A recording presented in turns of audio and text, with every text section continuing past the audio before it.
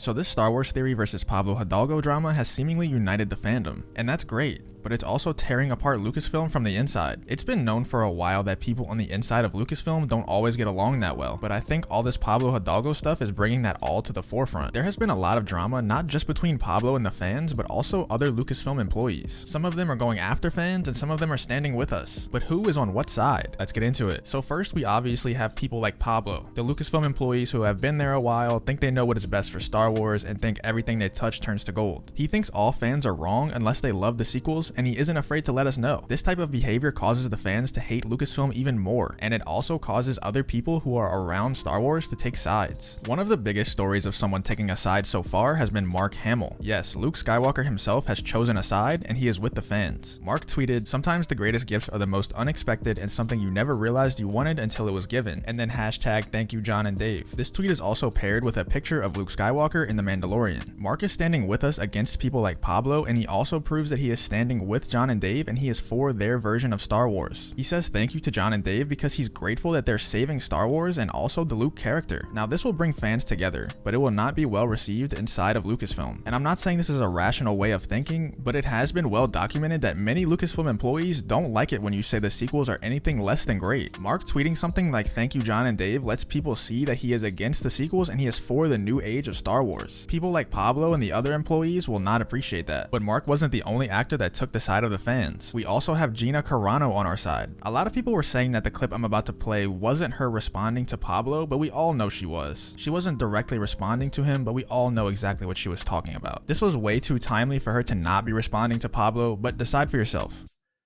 Their emotions. 100%. Yeah. 100%. Without being criticized. People should 100% express their emotions, and I think that they need to express them more. You know, that's and it's okay. It's 100% okay if somebody is like, hey, I didn't get it, or I didn't think that, or I didn't feel that. But I don't think that it's okay to ever